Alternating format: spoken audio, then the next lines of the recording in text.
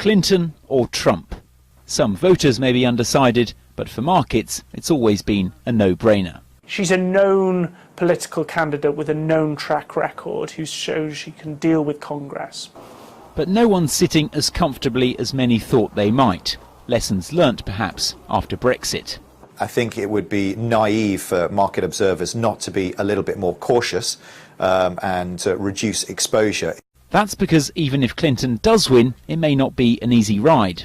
A 2020 presidential election, when she may potentially be a more unpopular second-term president, I think that will constrain her ability to do the kind of stuff that she wants to do. But the alternative could be a whole other level. Barclays strategists predicting a double-digit fall on the S&P 500 if Trump wins. It gives a face to the pushback against globalization. Mexico, having such a large proportion of their exports going to the US, have arguably the most to lose. China, were he to name them as a currency manipulator on day one, would be rather damaged. So in that context, you would argue that global trade would be compromised. But that's if we get the Trump we saw at his rallies. We could well see a different Trump in the White House. He could be a great tax cutter.